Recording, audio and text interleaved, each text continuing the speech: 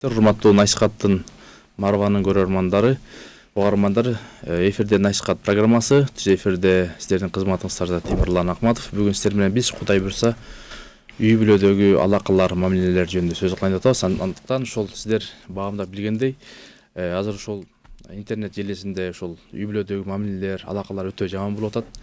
Андыктан суроо, сунуш, пикирлер болсо Facebook аркылуу биздин ушул экрандагы номерлерибизге жазып берсеңиздер болот.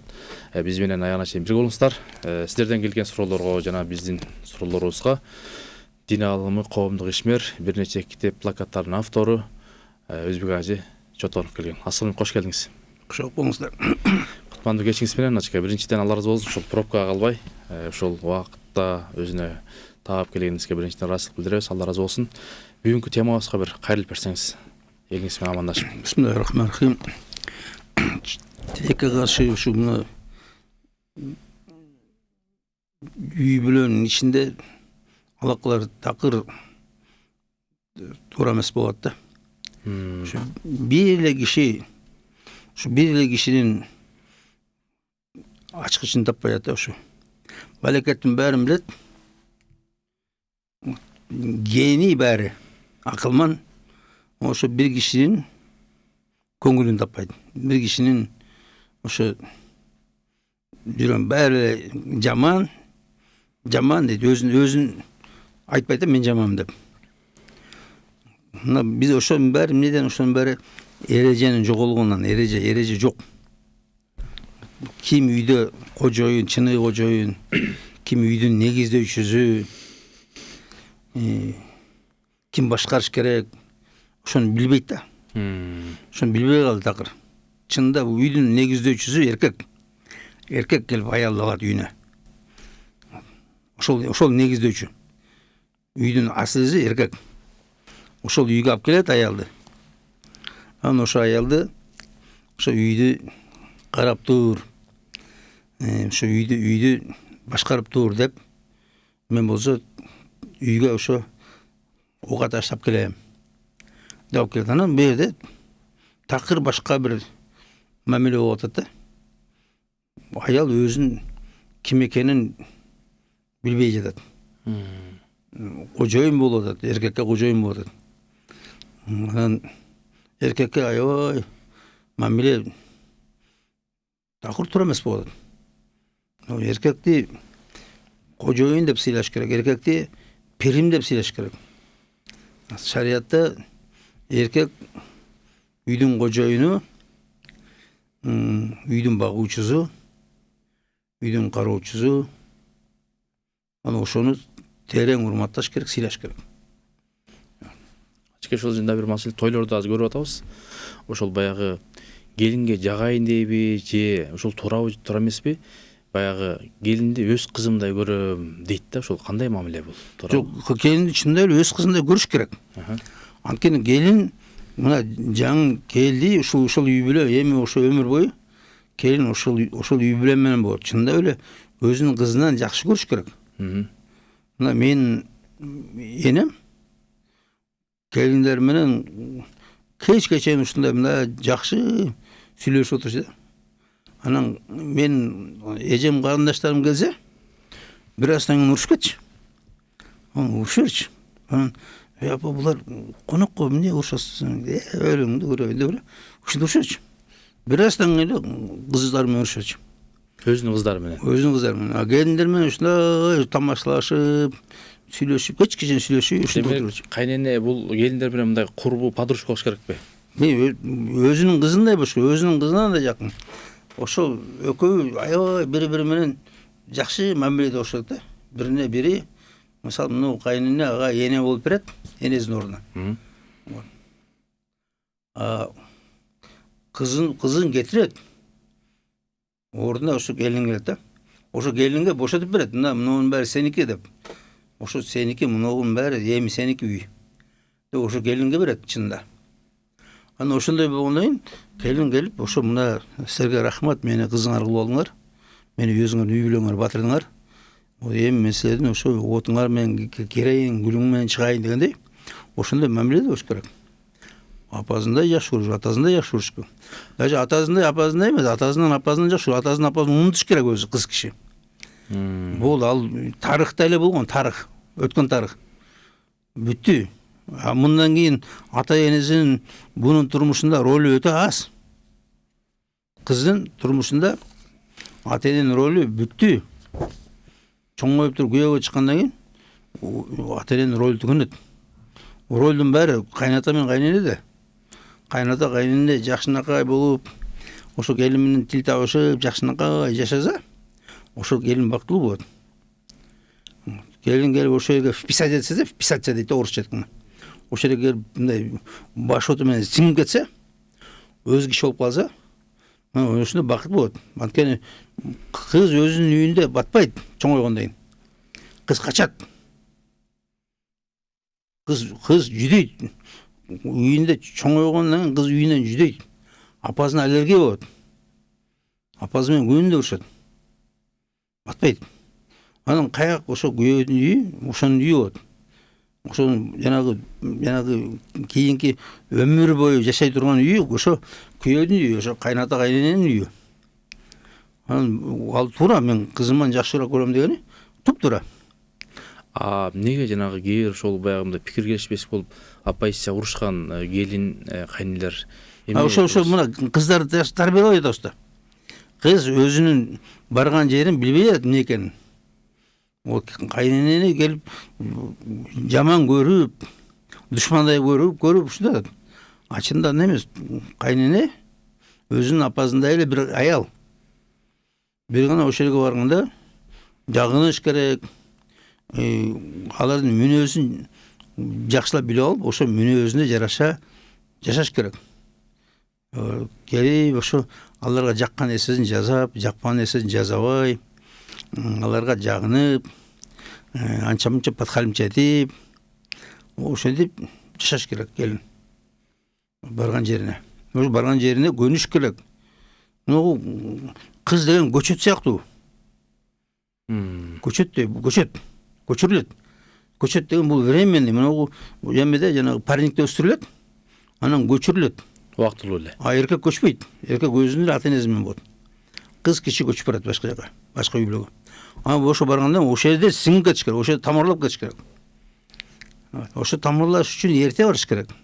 Кичинекейинде барыш керек, жаш кезинде барыш керек. Эмесе кийин картайып барса тамырлабайт.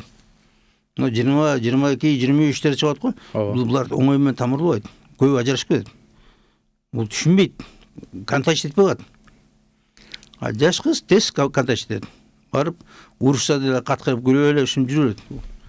Урушту деп да сезбейт. Мына картаң кыз. 22, 23 бул картаң кыз, өтө картаң кыз. Булар оңой менен жаң жерде жашап кете албайт. Оостагы кыз окшойт. 30та чыкса күйөөгө, ал такыр эч качан батпайт эрге. Бата албайт да. Комплекс өтөт. Ал бүт кылганы эме болот да, мындай туура болбойт да. Баары тескери боло берет анын кылган иштери.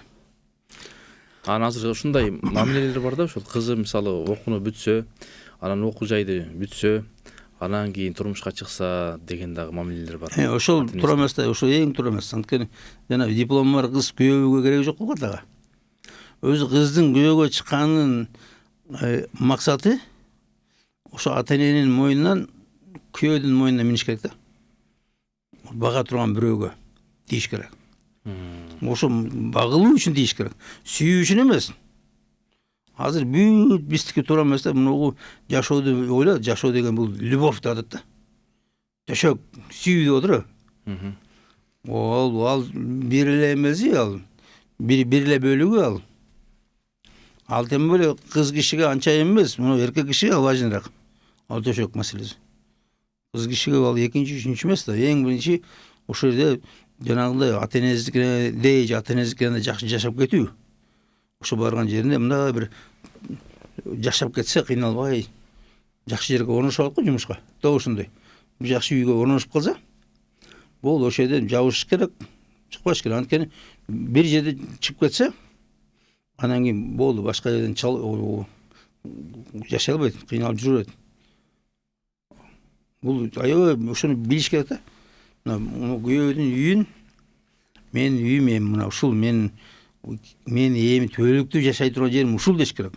Ата энесинин үйү ал убактылуу эле үй. Бир да кыз ата энесинин үйүндө калбайт ал. Убактылуу эле. Чоңойгончо эле, чоңойгондон кийин учат, жанагы балапандар учуп кетип калат го. Ооба. Дал ошондой. Кыз да ошондой. Кетет, анткени батпайт. Жакпайт. Чоңойгондон кийин ата эненин үйү жакпайт кызга.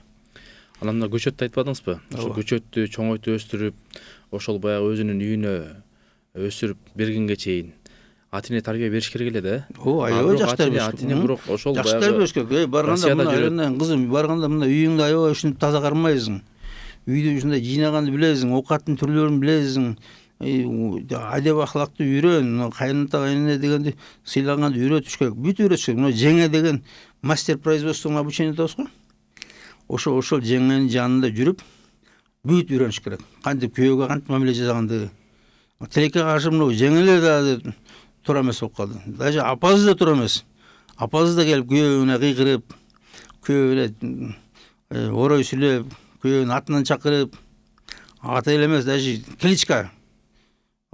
Ушундай бир балекет болуп калды. Кантип чакырыш керек өзү? Тергеш керек. Тергеп, Тергеп, мен балдарын аталы деп. Шеф мисалы дегендей. Батырым, аштаным. Кожоюн деп, жакшынакай. Аябай сонун эмес ошо мына эне деген келиндерге, чоң кыздарына бүт баарына үлгү. Ошо келип үйрөтүш керек күйөөгө кандай мамиле кылганды. Күйөөдөн келип мына атаңар келатат.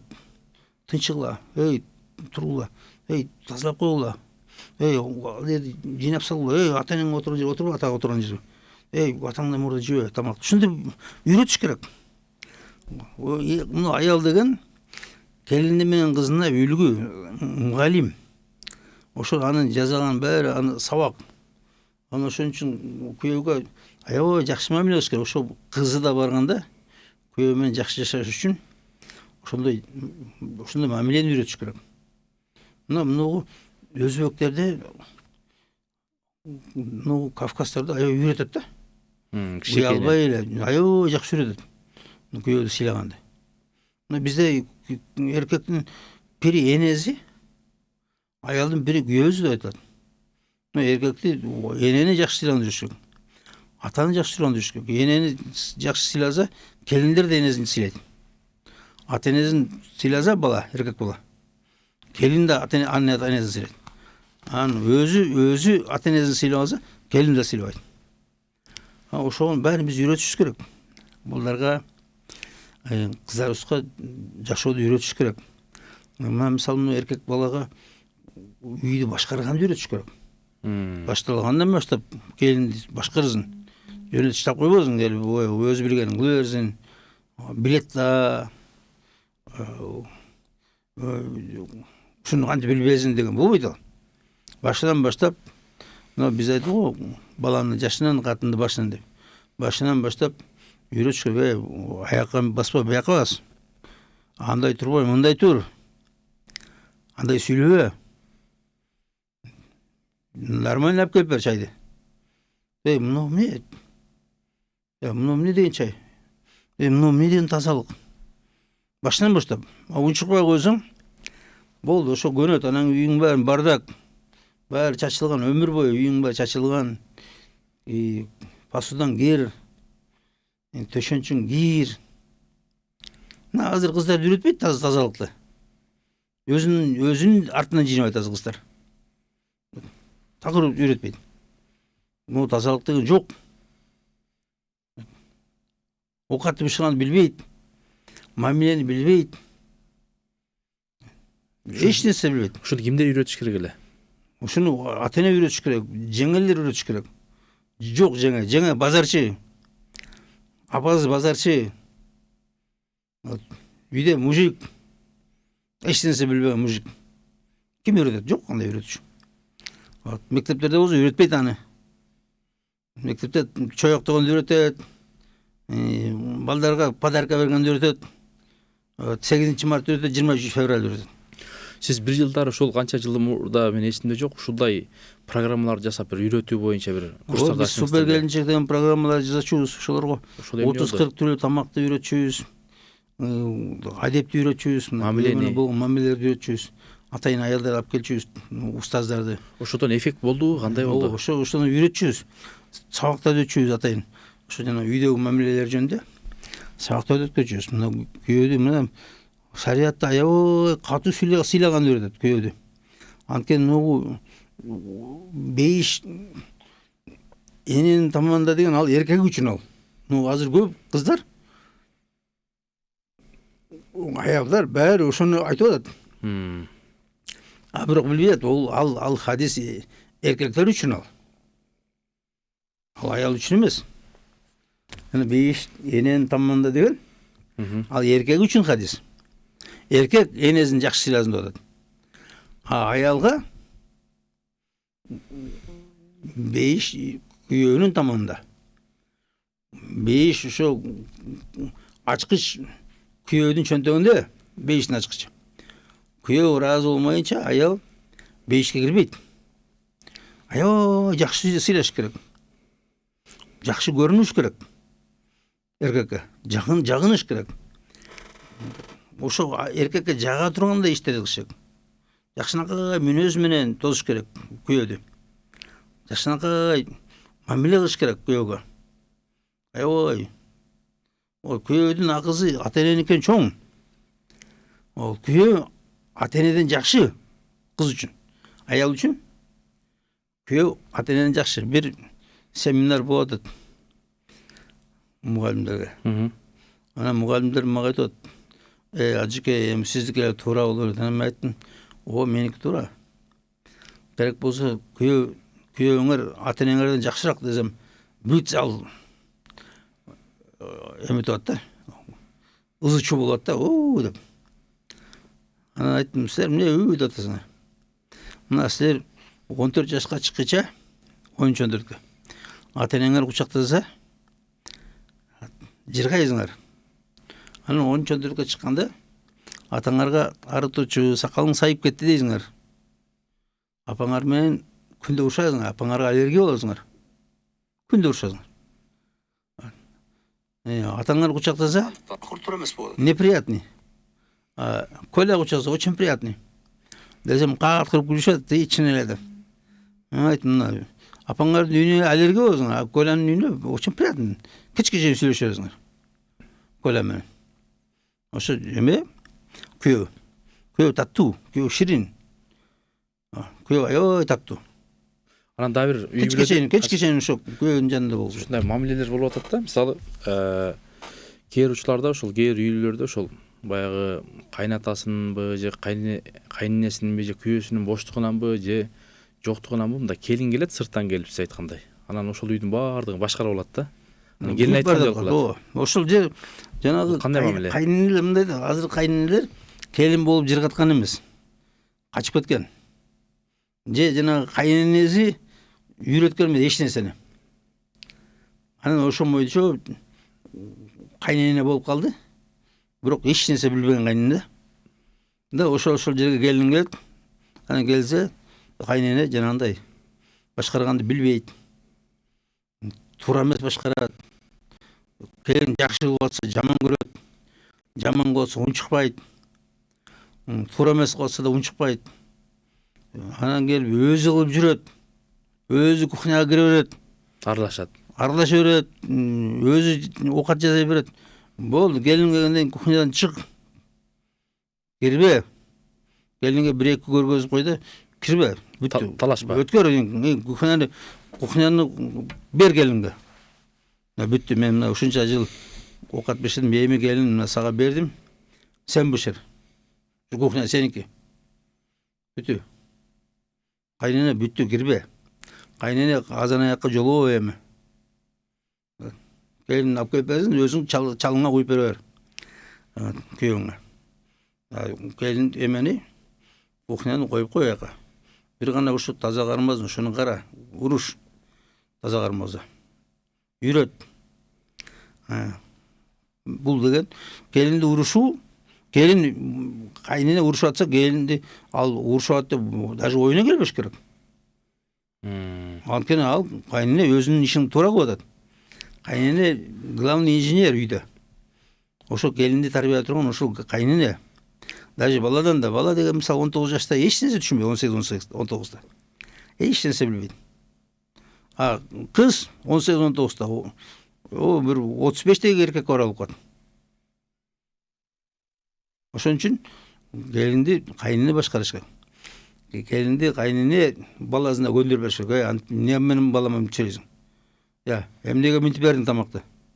Эмне чейин уктатсың, эмне жумушка жөнөткөн жоксуң? Я, эмне жетесиң? Эмне ботинкаңды тазалап койгон жоксуң? Я. Эмне сен келгенде оокатты даярдап койгон жоксуң? Эмне чайны ысык бербей жатсың? Деп кайнене келинди баласына көндүрүп бериш керек. Эмесе байкуш бала келип, музак суу берсе ичип берет. Эски тамак берсе жей берет унчукпай. Билбейт ал. Азыр өткөндө ошол интернетке да чыкты, окудуңузбу ойлойм. Бир кайнене айтат. Мен саат келиним 11-де турат дейт. Анан чайды, тамак аштын баарын өзүм даярдап коем дейт. Ушул эми бактылуу талай жашасын депчи, бул кандай мамиле? Бул эң туура эмес. Бул кайнене двоечник. Ал кайнене такыр кайнене болгонду билбейт. Ал кайнене менен өзү жашаган эмес ал. Же жакшы кайненени көргөн эмес ал. Өзүнө ошон бир байкуш бир кайненени көргөн да. Кайнене андай болуш, кайнене укугу чоң. Кайнене ошо хозяйка үйдүкү. Өлгөндөн кийин баары келинге өтөт.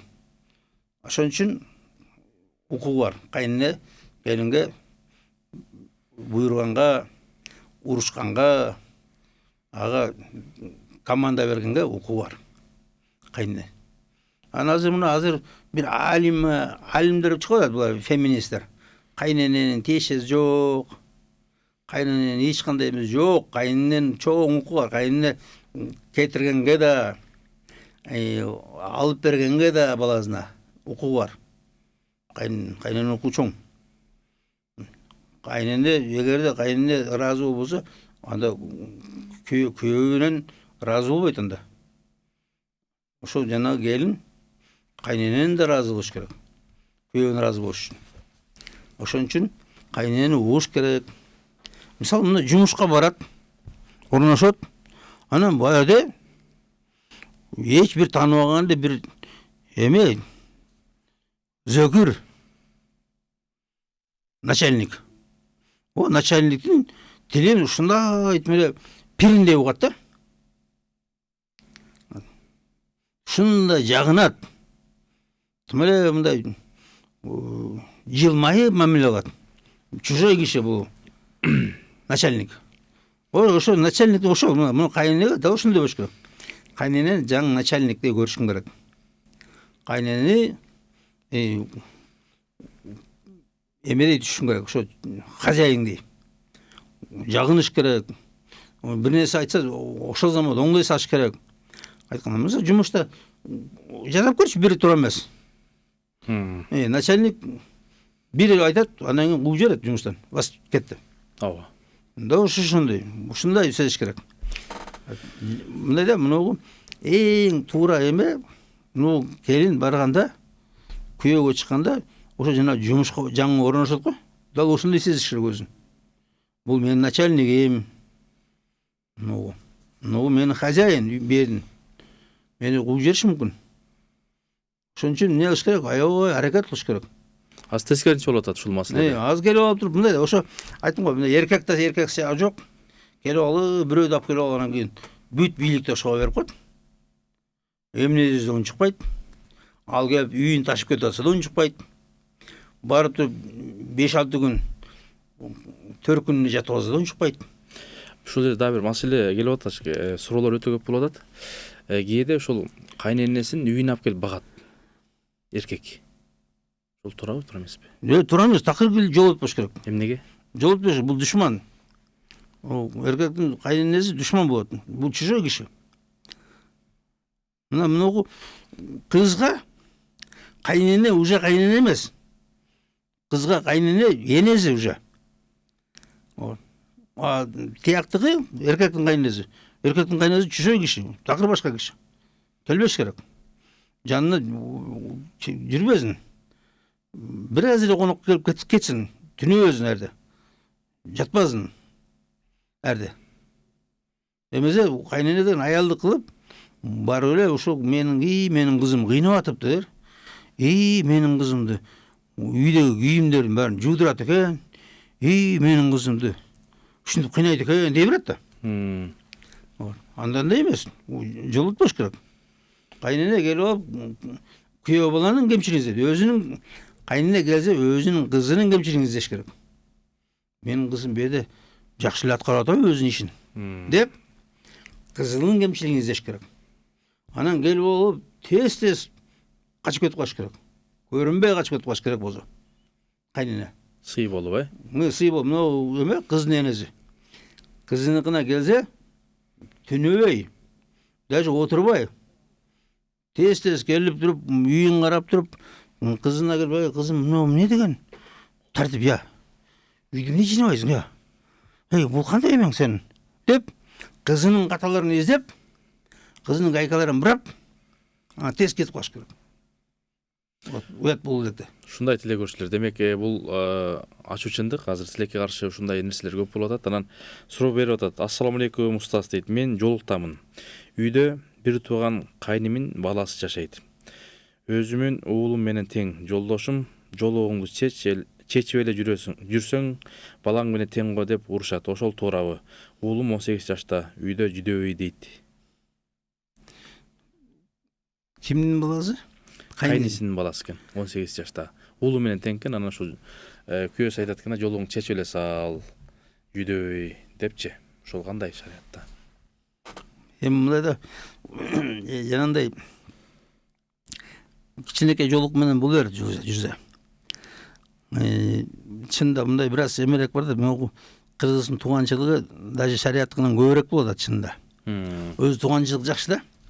Мамиле да болуп турабы? Мамиле, бирок биздики жанагындай да, даже кайнагалар, жанагы алыскы кайнагалар келип алып келин жанына отуруп алып, келин келип отурду, анан бийлеп жүрүшөт. чай куюп бер. Бийлеп жүрөт эске. Ал бийлеп турган, ал уже башка, ал Кайнагасы менен келини. Жөн эле жанагындай келип мага чай куюп бер деп эметкени.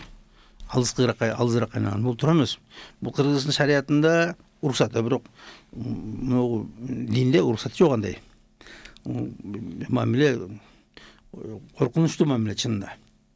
Азыр чынында мына азыр көрүнөт, мурдагы аябай ушундай бир жакшы жанагы жет ата деп атпайбы, жет ата деп аябай тууганчылык күчтүү болгон. Анан ошо бир туугандай болгон. Аке үкө деген чындап эле аке үкөсүндөй болгон. Азыр андай эмес, азыр аке үкө деген фиктивный эле. Азыр ал эмес, мына келини менен ойноштургандар бар. Мына ушунчалык ыпласка барып калды. Келип алып тойдо келинди өбүп атканы бар. Кайната келинди өбүп атканы бар. Кайнагалары өбүп атканы бар. Кучактап атат, бийлеп атат. Ошо келин менен ушундай бир аябай башка элдин маданияты кирип кетти. Сый болуш керек, алыс болуш керек, абайлаш керек. Авраттар көрүнбөш керек. Ушундай болуш керек да. Анан мисалы мына бирок өздөрү жүрсө, өздөрү ошол жерде жүрсө, анан экөө өзүнчө жашаган болбойт да. Ошо жанагы аял менен эч ким жокто, жанагы кайнысынын ийниси келип, ошол үйдө жатып алса болбойт да. Бирок тигилер өздөрү бар да, уруксат, өздөрү барып өзүнүн баласы менен тиги комнатада жатып, маса болот. Баласынын көзүнчө чай пай куюп бере атса болот. Жанагындай жолук салып, мындай жолук салып жүрсө боло берет да. Бир туугандарды, Анан такыр эле жанагындай атасына да жолук салды дегендер бар да, ошондой ашып кеткендер бар да. Анан ушундай дагы бизде ушундай маселе болуп атат, ушул Кыргызстанда көрүп атасыз.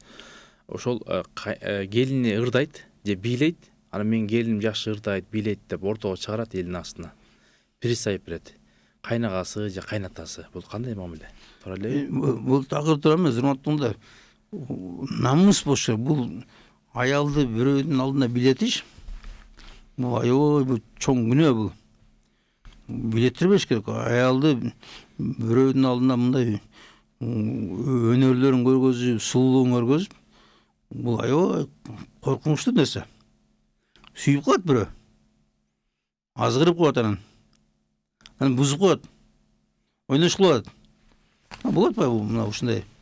Болбойт андай. Келип келинди бирөөнүн алдында билетип, кызыңды билетиш тура эмес ал такыр.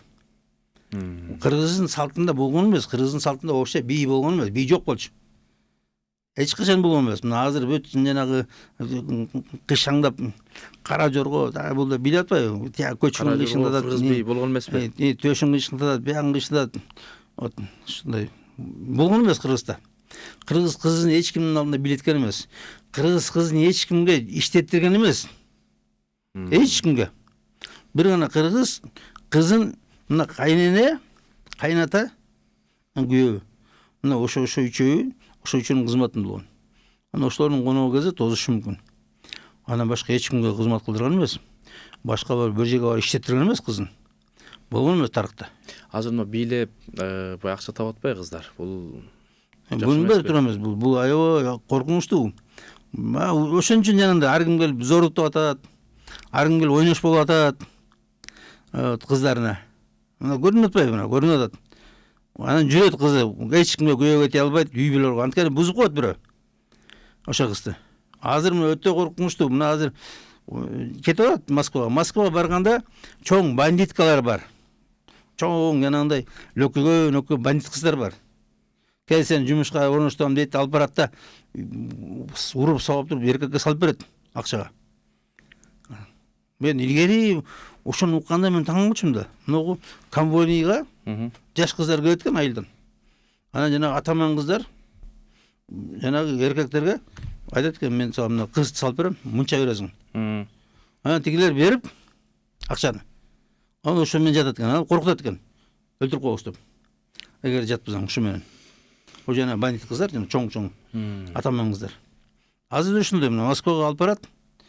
Чет элге алып барат. Барат документин алып туруп, тигини сабап туруп, эмеге салып берет жанагы сойкуканага. Сатат. Мына ошон үчүн мына урматтуу кондар, кызды чыгарбагыла. Кызды аябай карткыла. Кызды кайтаргыла. Жибербегиле. Вечеринка, ночной клубка, майрамдарга чыгарбагыла чоңойгон кызды. Опуңга бузуп коюш. Тез эле бузуп коет. Анан болду, анан кызың көчөдө эле жүрөт, болду. Күйөөгө чыкпайт, анткени бузулган. Анан албайт эч ким. Анан бир эркектен эки эркектен үч эркек, анан ошо эркектердин колунда жүрө берет. Эч кандай эмес жок. Саламатсызбы дейт. Менин келиним кайната кайненесин башкарып алган. Үйдө ошол келин башкарат. Бул туурабы деген. Жок, бул дагы туура эмес. Эртең ошол келинди келини башкарат. Эртең ошол келини, ошол башкарып алган келини кордойт эртең. Дагы туура эмес. Айттым го, кайната кайненеге ата энедей мамиле кылыш керек. Ошондо эртең келинин сагышында мамиле кылат. Жанагындай бул туура эмес. Айттым го, жана кайната кайненелер азыр келинден коркуп, келинге унчук албай, келинге сүйлөй албай, келип ушу отурат келинден коркуп. Андай эмес, келинди башынан баштап ыгына коюш керек. Үйрөтүш керек. Өзүң үйрөтө албасаң, алда чоңураак абысындарды алып келип, айтып кой мынага деп, анан чоңураак абысын келип, келинди айтыш керек. Сен мындай кылба, мындай кыл. Камырда андай жүрбө, мындай жүрө. Сен минтип бербе тамакты, мындай бер деп үйрөтүш керек чоң абысыны. Ошо келиндин мурдагы эмеси, келин жеңе. Ошо жеңеди чоңураак, ошол үйрөтүш керек. Коом тарбиялаш керек. Келген келинди коом тарбиялаш керек. Кызды да коом тарбиялаш керек, аялдар коому. Кызды да тарбиялаш керек. Кызга кыр жерден түйүү деген ошо коомду, айылдагы чоң аялдар, чоң эжелери, чоң жеңелери, чоң энелер баары тарбиялаш керек.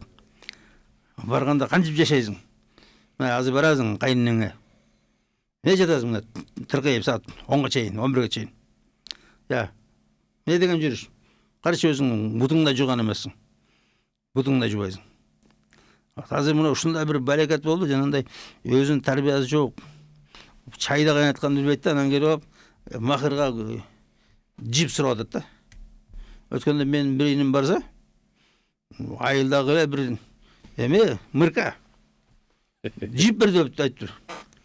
Анан мен жасмын, қара қыз кімде турайсың, қанекей болып кеткенсіп, қалыңға жипті сұрайсың, өзің бір іш қылбайсың, түшке чейін ұйықтайсың, тишіңді да жубайсың. Керек болса сен қызым, қара шешеде тұрбайсың. Шундай бір отвратительный әдеуі жоқ. Ешқашан мен көрбеген. Анан кейін келіп жип сұрап отырады да.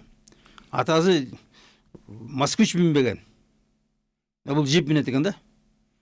Ошондай бір айдепсіз қыздар шығып атады. Анан кейін келін болам деп, ана жаңағы лох жігіттер келіп, ошон тілдеріне кіріп, анан ошон айтқандарын бәрін атқарып, атасын енесін қордап, атасынан үйде төрге отырғызып, мынау тойды алып келіп атады. Алып келіп тойды ақсақалдардан үйде, ата енеден үйде қояды да. Бұл тақыр тұр емес, бұл қырғыз салтына келбейді. Қырғыздың салтында келінді көргөзші емес ешкімге. Келінді бекітіп қойшы. Келінді орап, бекітіп, занавесканың артына қойып, көшенің артына 40 күнге чейин. Не деген азыр? Келіп, жарым жылаңбаш қылып, ортада билейді бардығы. Жылаңбаш, төші ашық, бүйт бәрі ашық, марлы киіз қойған, бәрі көрінеді денесін бәрі. Еркектің бәрі қызға тұрғандай. Анан кейін билеп атады, әркім келіп құшақтап. Бұл тақыр қырғыздың салтына келбейді да. Ассалаумалейкум устаз. Менің атам, апамдың екінші турмушу. Атамдың мурунку аялынан bir баласы бар, 21-ге чыкты. Апамды аябай жаман көрүп калган. Атамдын баласын акемди аябай жаман көрөт. Экөөнү эч эле жараштыра албай койдум. Аябай аракет кылдым. Эч болбоду. Кандай кылсам болот деп көрөрмөн сизге суроо uzatты. Чынында бір аябай бір болды, әрекет болды да бізде. Біздің тәрбиябыз аябай начар болды, аябай начар. Адамгершілік жоғалды, өзімшілдік. Bir kişini batırbaydı da, bir kişini batırbaydı. Жүректері ушундай болып қалды, қуыш. Мысалы, bir айылдың бәрі ата-эне болчу да, бір туған болчу.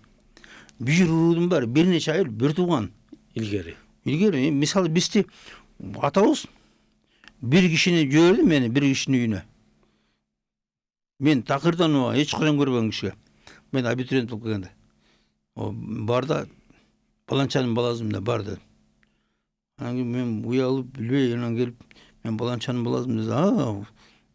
Da cağaçtırla. Deyip, beni bir komutalarına girgizip, балдарына қошып, ошо мени оқ аташын беріп, ошентип жүрүштү да. Сураган да жок, эметкен жок. Бир эле мен баланчанын баласын көрсө уруулаш кеткен. Биздин уруудан, башка эле айылдан эч качан көрбөгөн. Азыр болсо өзүңүн бир тууганыңды батырбайт да. Өзүнүн бир тууганына бир туугандай мамиле жасабайт. Өзүнүн бир тууганы менен талашып атат. Бир тууганды өлтүрүп коюп атат. Эме талашып. Мына өткөндө таласта барып агазын өлтүрөйүн десе, жок экен. Ордуна жанагы аялын өлтүрүп, анан эки баласын өлтүрүп, анан милиция менен атышып өлдү го, бирөө. Анан кийин бир жумадан дагы бир ошондой окуя болду. Барып өзүнүн агазынбы, үкөзүнбү өлтүрүп койду. Эмнеси себеби ошо бир жанагы бир чириген сарай талашкан да. Мына ошондой бир тилекке каршы ушундай бир эл болуп калдык. Такыр адамгерчилик жок, пейилибиз жок, ыйманыбыз жок, уятыбыз жок. Ушундай бир эл болуп калды тилекке каршы. Аны эч ким батпайт. Ал эмес мына батыш элдеринде атасын, энесин бир тууган деп эсептейт. Чоңойду ата-энесинен үйүн талашат, соттошот, қолашат, сабап, өлтіріп қойды. Учырашпайды. Атасы мен енесімен учырашпайды. келіп бирөө келіп атасы келсе зачем пришел дейді. Атасы келіп баласына келсе не келесің? Мына ошошондой болуп калды. Чыккынчылык келип мына катынын тилин алып атасын апасын кубалап жүргөндөр бар. Бир тууган эмес, мына өзүнүн атасын энесин кубалаган бар. Суроолор өтө көп. Ажеке, ассалам алейкум таксыр дейт. Сизге Алла разы болсун. Сиздин бир сурооңуз туура эмес болуп калды. Сиз кыздарыңызды жаманатты кылып жатасыз. Сиз кыздарды жаманатты кылбаңыз. Кыз урматсый. Кыз бул кыргыздын энелери дейт.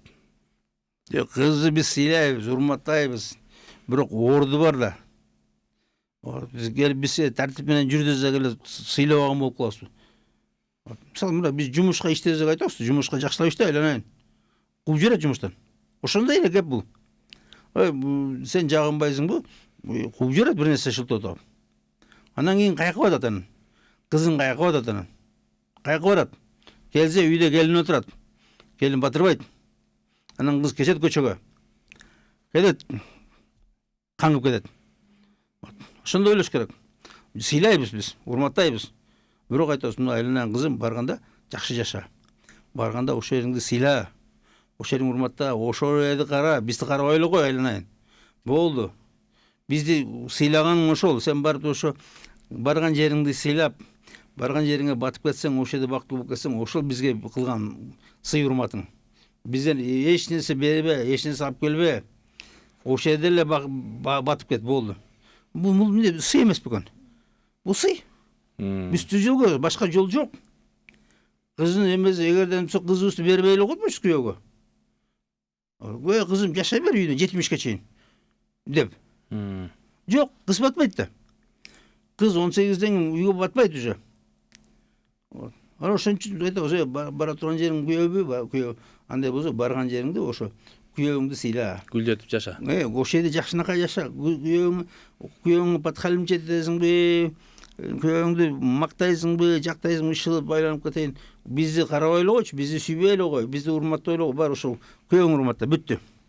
Бизди мына келин урматтасын. Сен бар ошол жакты, ошол сенин үйүң. Бунун эч кандай эмеси жок, эмесинтүү. Ассаламу алейкум, сизге суроом бар эле. 4 жылдан бери махр бере элек. Канча убакытта бериш керек деп сурап атат. Махр берсе болду, шылып. Ылдый канча болуш керек? Канча мындай кандай махр берсе болот ажеке? Махр деген эмнеден берилет? Жок, махр деген мындай да. Калың берди, болду, ошол махр. Азыр келип калың алып дагы махр деп жүр да. Болду ошол. Калың берген ошол махр берген. Калың деген мына бир койдон баштап өйдөрөк боло берет. Болду. Калың махр. Аны ошонун башында айтыш керек, мынча бер деп.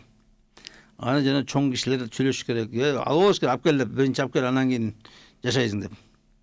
Эгерде эметсеңер бербей коет деп. Алтын сураш керек, мисалы, бирок жанында 1 кило алтын эмес. Мында кичине шакек, сөкө, собочка. Эметпесе да жана чегинен чыкпаш керек. Бир гана эме караш керек, ушу жакшы жигитпи, болду чык. Анан бираз мындай сура, эми элден кем эмес, элден көп эмес сура. Эл мындай ортончо дейт да. Ортосу жакшы. Мына мисалы таласта 200 миң сомбу, 200 миң сом сура. Чүйдө 100 миң сомбу, 100 миң сом сура.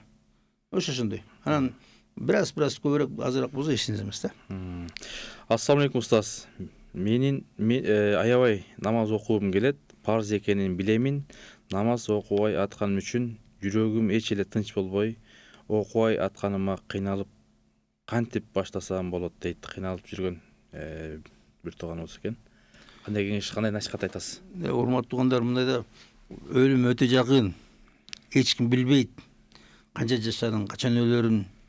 Бир күндө авария өлүп калат, бир күндө оор өлүп калат.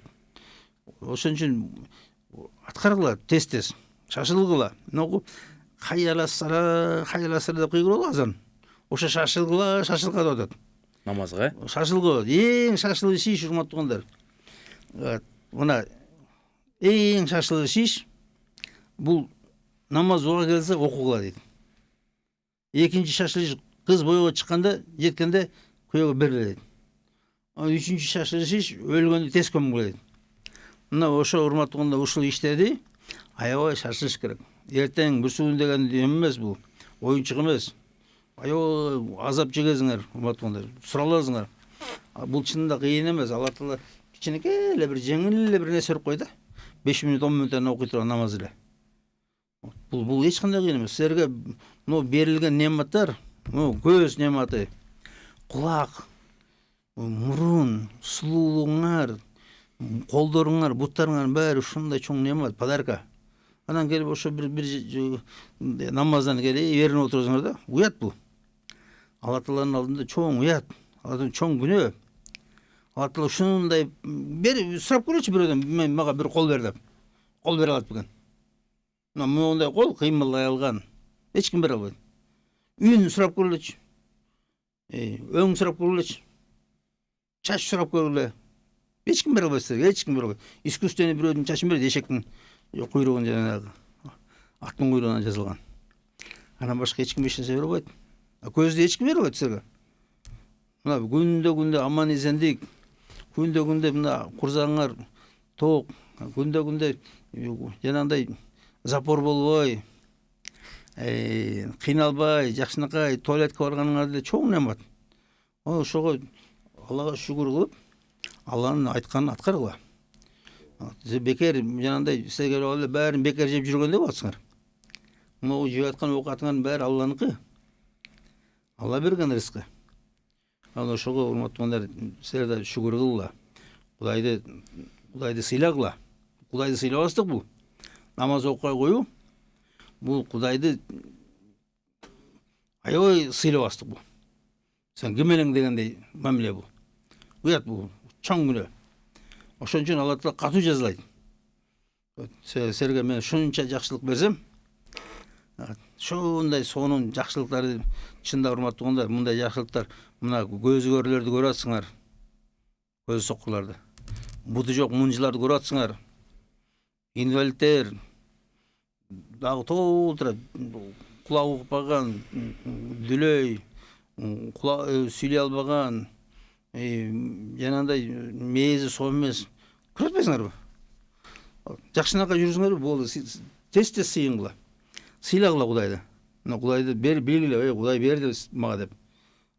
Ушунун баарын. Күндө оокат жеп атсыңар. Анан дагы ушундай маселе бар. Азыр ошол кээде ошол келинге ошол кайнэжелер келип мындай баягы урушуп, не кылып, үй бүлөлөрдү бускан ушундай бар да. Мына жанагы кайнэне не причем деп атпайбы? О кайнэже не причем. Кайнэже көрүнбөсүн. Келбесин. Келсе бир-эки күн конок болуп кетсин, кухняга вообще кирбесин. Келиндин ишине вообще аралашпасын. Жөн кетсин. Келсин да жөн эмес кылып атса дагы. Кайнысиңдерлер, кайнэжелер келип алып туруп, кайнысиңдер келсе, жардам бергени келсе, келсин. Жокпу, келбе. Жолобо. Ишине кийлигишпе. Келип туруп, келинди эметпе.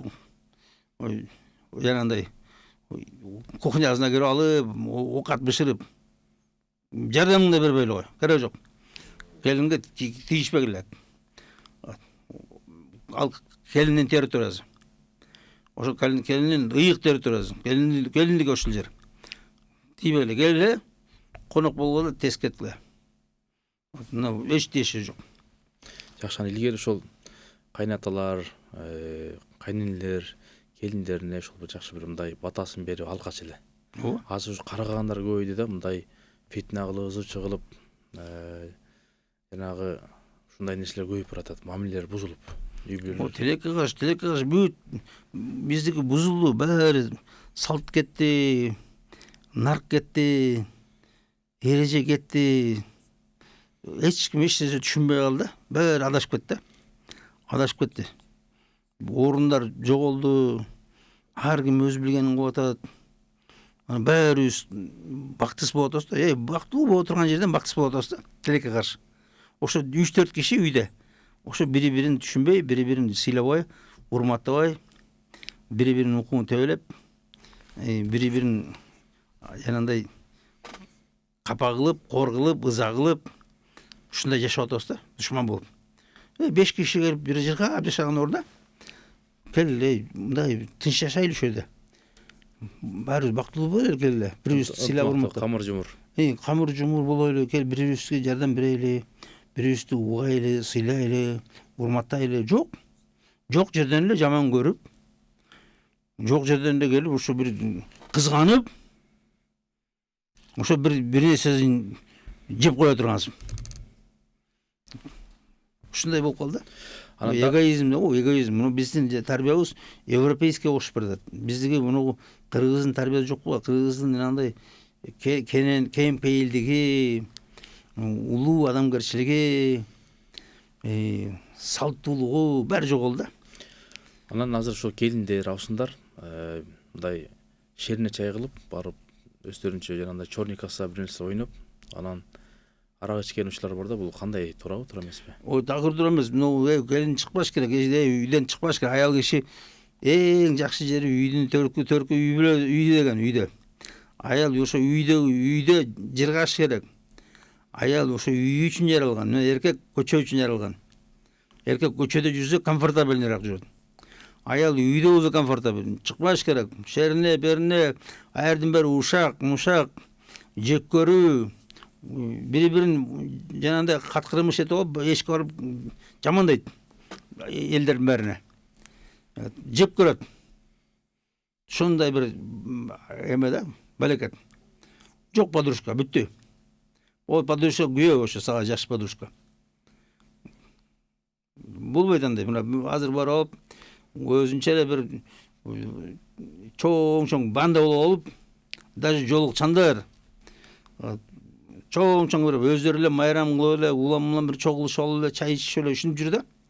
Бунун баары күнөө урматтаган. Чыкпаш керек көчөгө. Мына крайний необходимость дейт да, ушу бир өтө зарыл эле болбосо чыкпаш керек көчөгө. Аял үйдө отуруш керек. Ошондо сен сулуулугуң да сакталат, намызың да сакталат, адебиң да, мүнөзүң да баары сакталат. Көчөгө чыкпаш керек. Эң бир зарыл болбосо чыкпаш керек.